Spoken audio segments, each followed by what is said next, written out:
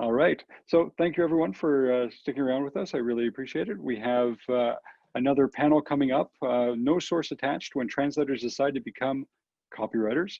It's going to be led by our very own Vova.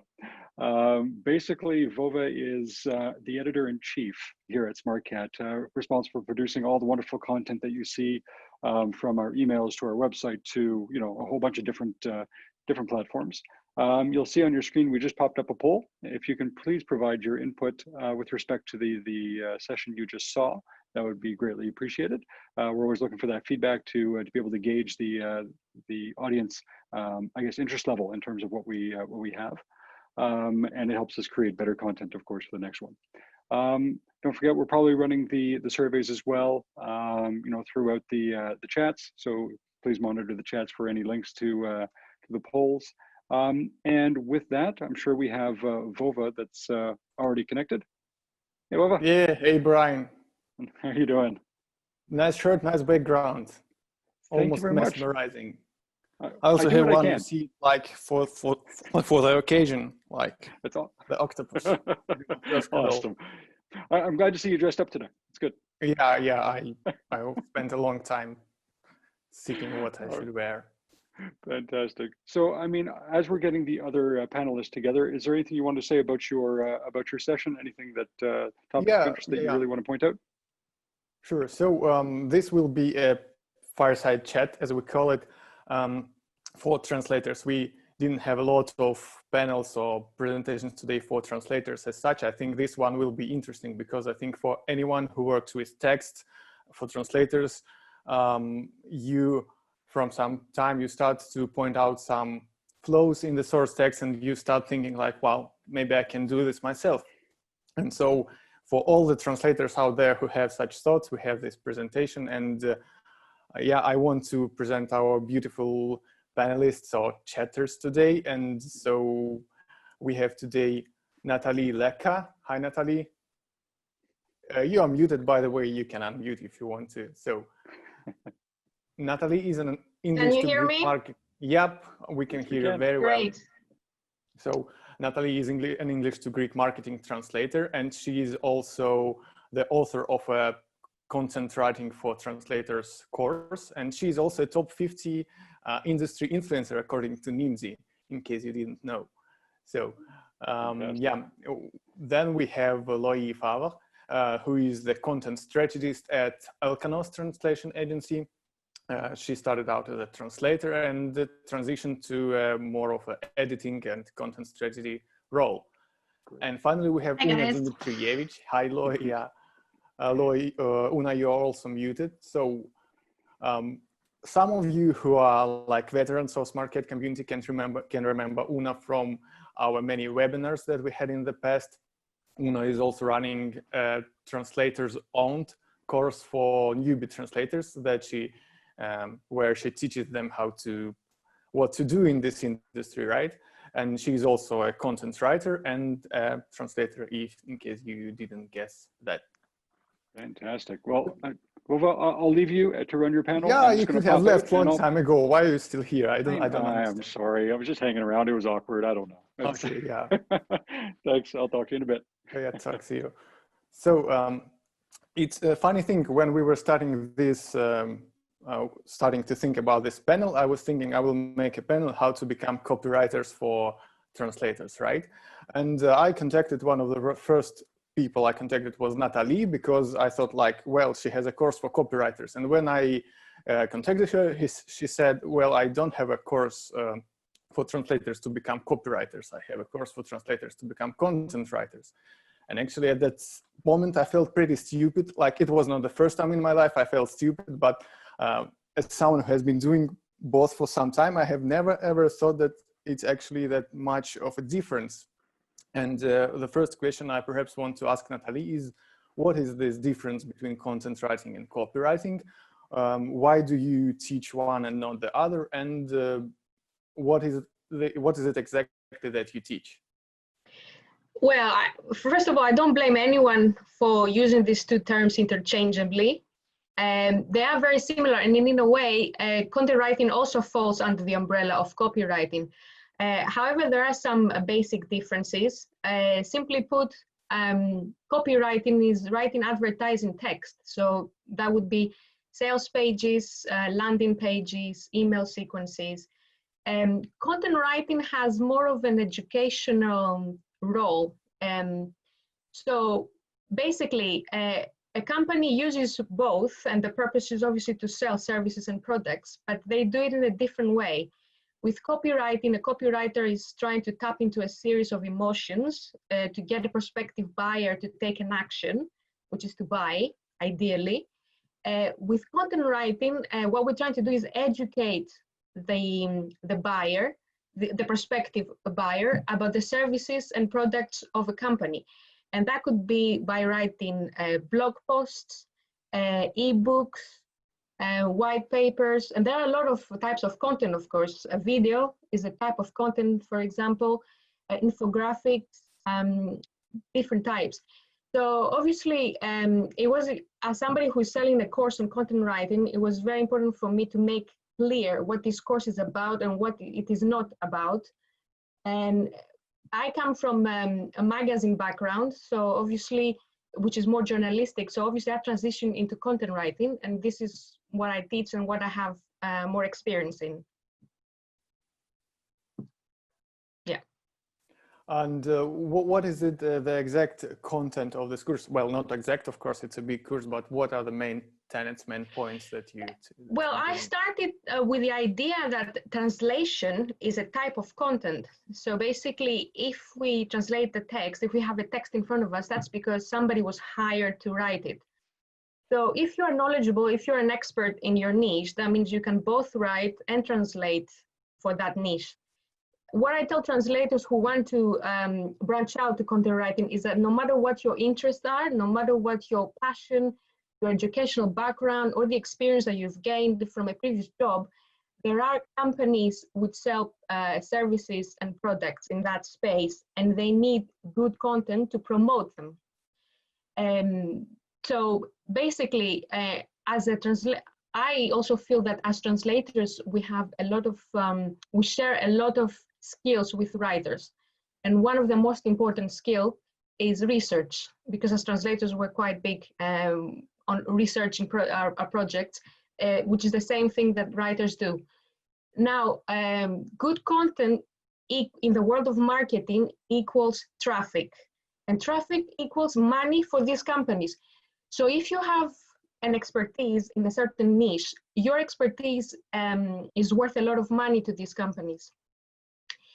So thinking about that and thinking that we have quite a few, we share quite a few skills with writers, I was trying to find a course that helps translators branch out to writing, but I couldn't find that anywhere.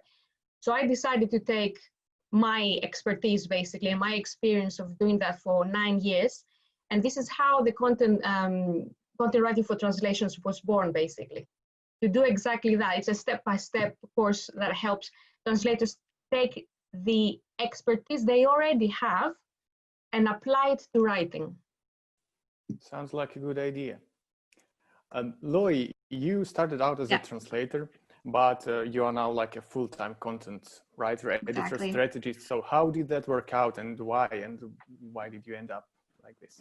So it kind of goes along the lines of what Natali is saying. I worked in a certain area for a long time as a translator, and the more you work in an area, the more information you come across, the more knowledge you acquire, and you have these problems and solutions that all this amass a bunch of knowledge that from your experience that you can actually use for your writing. So for me, I learned a lot about the topic. I was working for a tech company, tech magazine, for a Berlin startup. And I soon started writing my own content pieces. I then became the editor-in-chief as well, because I found that it wasn't enough for me to take an idea from somebody else.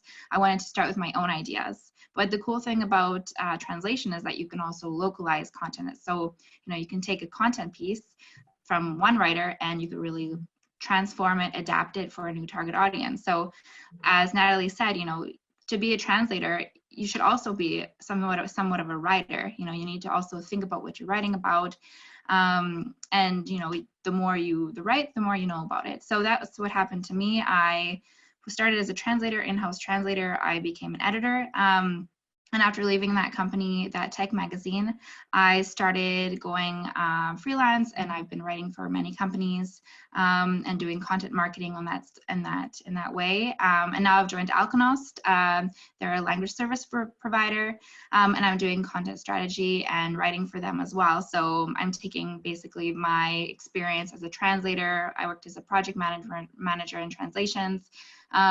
Really taking all the knowledge that I've amassed and writing really great content, or writing content about those topics that can help other people learn about localization. So that's it for now. Yeah, that's pretty interesting that the content you write is in the same area like in translation. But yeah, we will come to this a bit later when we talk about specializations. Una, you are a content writer as well, right? You do write content, but I know that you have some reservations about it, so maybe you can voice them. Yes, my audio is fine, right? You can hear me well? Yep. Yeah. So yeah, hi everybody. Some of you might know me. I did some work with Vova before in Smartcat to help, as Vova said, newbie translators grow their business. So my work is really 90% translating. I do a bit of also proofreading, editing, occasionally I interpret, and I have worked, and I do still work as a content writer for one travel company. Now, this is a travel company that I used to work for as a tour guide some years ago. So from what I can tell, everyone who contributes to their blog was in some way involved in this company, knows them well. I'm very familiar with their values, to the dedication to what they do. So I'm very comfortable contributing to their blog with articles about culture and travel for a teacher and student audience. And so I would say that content writing is a language service I can potentially offer. I think it's good to expand your offering as a translator. But my reservations are, for example, that I wouldn't feel comfortable projecting myself as a content writer for just any company. So I just want to give you a hypothetical example. I'm really into yoga. I like health food. You know, I'm interested in plant-based diets, and I could have a blog about that. And a wellness company could come to me who's selling maybe dietary supplements, and they would want me to write content for their blog. And I would not feel comfortable offering my services to companies whose products I couldn't vouch for. So I'm not writing for myself, I'm not writing for someone I know for, but just offering my services to anyone. It makes me feel uncomfortable. My reservations pertains to, I think, the value that we are creating if we decide to be content writers. And I think there's a term that's already been used today, content creation. It's something that makes me think of a digital equivalent of mass production. When I hear content creation, I hear making stuff, content. It's as if it's nature, as if whether we're making, you know, researched articles or just tweets, or whether we're making little videos or images, as if the nature and the quality were somehow less important than simply the need to constantly create, to put things out. And on the other side, of course, it's consuming content. And what is it for? What is the value of this content? Is it just for clickbait? Is it just for search engine optimization? Is it just to draw people's attention away with snappy headings? And the way I feel about this sort of trend of content creation is that we live in a time when too many people, as a result of this, are claiming expertise in areas where they shouldn't be, where we lack regulation about what's being posted as truth on the internet, and people seek basically to have their own opinions and ideas validated by somebody else's articles, somebody else's opinions. So when I see, you know, yet more listicles, yet more tweets, yet more things, to me, they're polluting my feeds as if there were, you know, another bottle cap thrown into this ocean of the internet, where I think there's a lack of reliable and quality content. So my position is that while I think content writing is a natural counterpart to translation, and I think we are, you know, we're linguists, we're language providers, we can provide this service, I think that we should also step back and question not just, you know, what we seek for in terms of the monetary value of a page of text, but what we seek to create in terms of value that we put out there through our language, through our words, in a broader sense. That's sort of where I stand on that. Yeah, that's a pretty strong standing, I think. Natali, what do you think about this? I don't disagree with what Una says. I think one of the benefits of being a freelancer and being your own boss is that you can choose your own projects. And obviously, I wouldn't feel, if I don't feel comfortable working on a certain project, I wouldn't do it. And the same thing goes for translation. We said that translation is a type of content. So if you don't feel, comfortable seeing a certain type of content online, I presume you wouldn't feel comfortable working on its translation either. In that case, you just pass. It doesn't align with your brand, with who you are, and you just move on to another project that you feel passionate about. Well, yeah, I can't argue that. Una, what do you think? No, I think it's true. I think that you need to stand, firmly. I think, yeah, if you want to call it your brand in terms of you, who you are as a translator, as a content creator, and the projects you're accepting relating to your brand. But I think that you need to do your research. And I think that promoting simply content creation as something that is valuable, I don't think that it's necessarily I don't think it's necessarily for everyone, and I think it's something that people should consider. That's what I would say. Consider the value that you're creating, and consider whether that's the way you want to be writing, whether as someone with the skills, the linguistic skills that you have, the capacities that you have, that is the best direction that you want to take. And also, I mean, what is content writing? There's, as you say, lots of different ways to approach content writing. And do you want to be someone who researches in-depth articles for National Geographic, or do you want to be someone who's tweeting for a pharmaceutical company? You have to be clear about where you stand. However, I do believe that content, I'm sorry about that.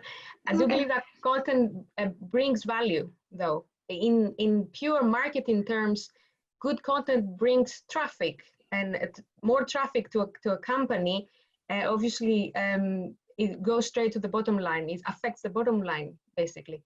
So, and I just want to add, sorry, go ahead. I want to interrupt. Traffic equals money to the company.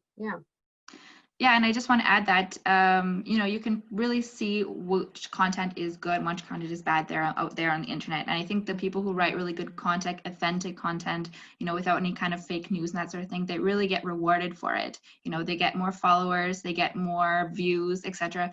Thin, sort of like cheap, clickbaity type content, it can maybe serve a purpose for a short period of time, but then people will sooner or later see through that and not come back. So you're actually doing yourself a disservice of writing bad content because you don't have returning visitors, you don't have returning clients. So if you write authentic, well-researched, high quality content, that's when you're actually doing the service for yourself or the company and for the readers that you're writing for. So something to take in mind. It's sort of like a market economy as applied to content. So the good stuff stays, the bad stuff goes. It, of course, I think it's open to argument whether it really happens like this, but yeah, let's keep it hanging, because obviously we will not find one single answer to this. But Loie, you mentioned like if you do good content, so maybe you can then shed some light on how do you actually do good content? How do you do the research? How do you choose the topics? How do you avoid writer's block and all these kind of things? So I can tell you a little bit about, how to come up with ideas and do the research and that sort of thing to begin with. So we've mentioned before, it's easier to write what you know. Everybody has a specialization. Everybody, you've worked probably in a field. So, and you've probably encountered problems that, you've already found a solution to, you've done research for in the past. So the first tip I could give a writer or something is to write about something you know. So in my case, I'm writing about translations, localization. In the past, I wrote about smartphones and tech, because that's what I would always be with looking at every day. So if you write what you know, it makes it a lot easier just from the get-go. You don't have to do that much research. But at the same time, there's a lot of tools that you can use out there nowadays that many of you probably know about to get ideas, so use data that these programs, software, websites have already amassed. that you can use to then create ideas. And then from this data that you're looking at, you can do brainstorm sessions. So you can get really creative. But in order to do that research beforehand, you can really look at platforms such as, you know, AdWords, SEMrush. You can look at Google search inquiries, queries. You can find a lot of ideas on the internet and go from there. You can even look to the community for inspiration. So in my situation, I look a lot on Facebook groups, LinkedIn groups, to see what kind of problems translators, project managers, translation managers are having, and coming up with solutions to that and publishing an article about it. So actually coming up with problems and solution that they're facing, and writing about it and posting that article for somebody to maybe get some help from. So that's something that I was thinking about that I do to get some ideas. You know, you can even look at the comments within articles. Often people post more questions. So from more questions, more articles comes more questions. So from there you can kind of create like a tree of different content ideas that kind of fit together. But you always have to think about, you know, who are you writing for? What do you want to get from your writing that content piece? So looking at, you know, who's your target audience? What problems might they be having? And then what do you exactly want to achieve with your article? Like, not just you can just start writing up for the practice of writing, but if you want to make a piece that's really effective, you need to think about, you know, are you trying to grow awareness? Or are you trying to, you know, boost user engagement?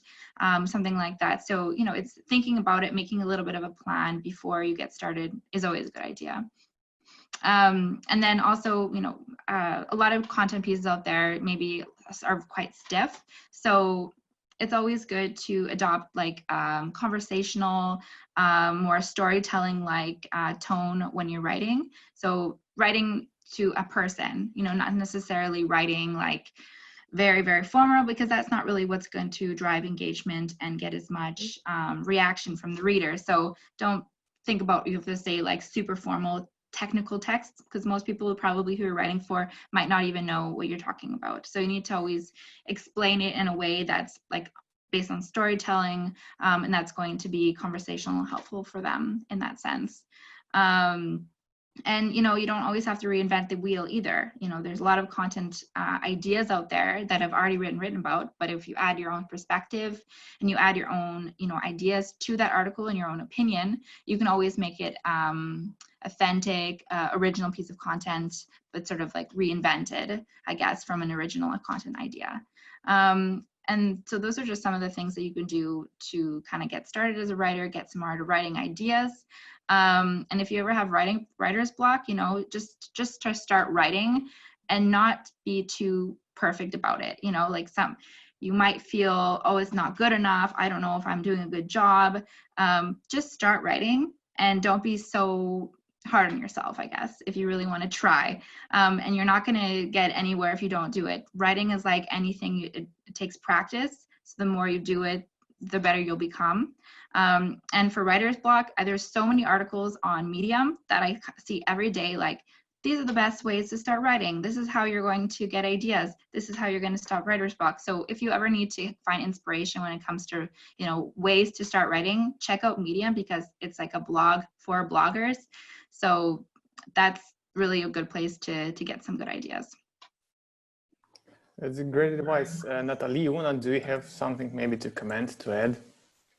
Well, I agree, first of all, with everything that Loie said. It's important to be very clear on your niche. If you know your niche inside out, or you're passionate about your niche, you're probably already maybe reading some trade magazines or checking websites, so you can find lots of ideas.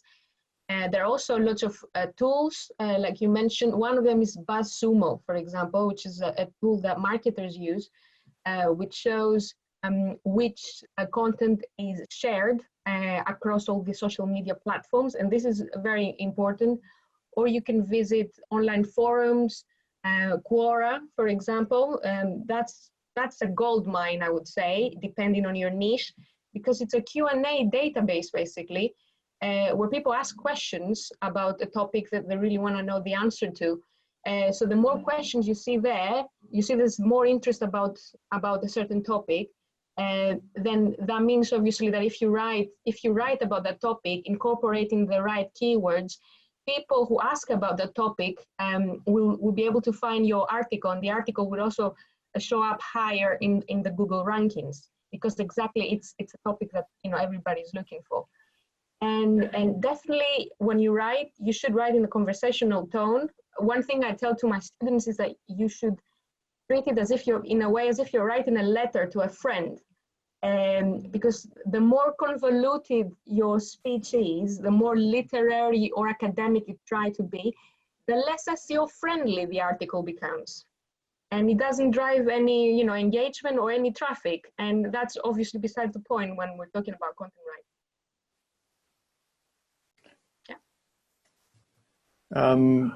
Good stuff here. I can actually see we have Una. You have anything to add? Well, I mean, my advice, again, as I said, I think that content writing in general makes sense as a pathway for translators to explore if they want to diversify their service offering.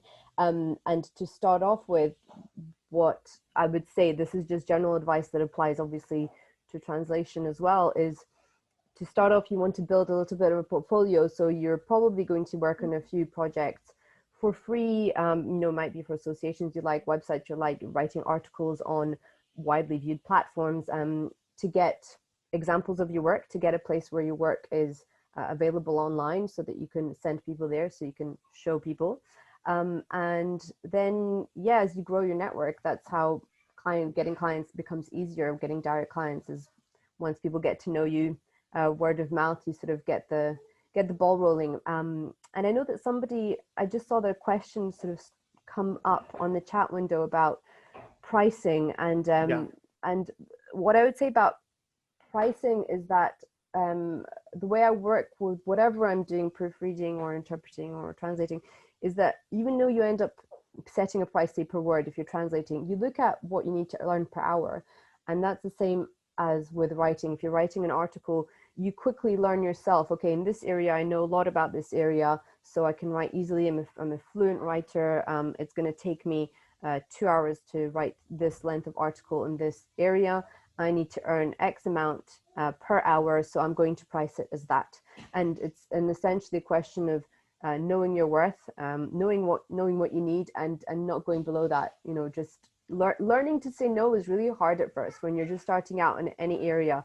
Learning to say, this is what I'm worth, this is what I need, and to look yourself for quality clients, because you yourself want to be providing quality work and to be known for that. Great advice. I agree totally. We have a couple of minutes left, so let's go over to some questions, one of which you have already answered. There is also this question about ghostwriting.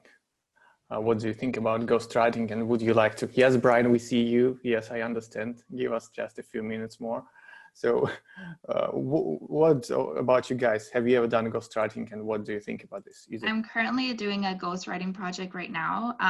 For me, it's a good opportunity because I'm writing about a topic that I'm not necessarily a super specialist about, but because I'm working with a specialist who isn't that good at writing, per se, I'm able to learn something and also help somebody convey their messages and their message, their content in a nice way that they might not be able to do otherwise. So, I think you have to balance it out, because I don't want all my content to be, and my articles and everything I write, to be published under somebody else's name. But I find that, like, in this particular situation for myself, I'm learning. So I'm kind of taking that from this experience, because I'm working with the CEO of a company who's a software company that, it's something that's a good, step in my career, I guess you could say. Yeah, thanks. So we have to wrap it up. I have 1 minute still. So Natali, maybe from you, some final words. What would be the one thing that a translator needs to do first if they are to become a content writer? Well, I could say a couple of things of how you can go about finding work, with some tips. Again, this is not very different from how we find work as translators. Basically, we have two options in a way. One is to go to agencies as translators or to direct clients, and writers do the same because there are agencies that deal with content. So you could, right now, if you wanted to go and try branching out to writing, you could find content writing agencies or digital marketing agencies where they're looking for content writers or SEO, multilingual SEO writers. And the other option is to go straight to a company, direct client, make a list of brands that you would like to work for, that you are quite knowledgeable about, that you feel passionate about, that you think you have a lot of things to say. Visit the websites and see if they have a blog, because in my opinion, blogging is the first step, the easiest step for you. If there's a blog, that means that there's a content manager behind the blog. So you can go and find the content manager on LinkedIn. Study the articles on the blog to see what kind of articles they're publishing, and send a letter to the content manager to introduce yourself, and maybe include a couple of well-targeted articles that are quite relevant to what is already published on the blog, and explain why you think you are the right person to write these articles, and take it from there. And this is how I've started lots of collaborations, exactly doing that. Okay, thanks a lot. Guys, we have so many things to discuss that we didn't have time for.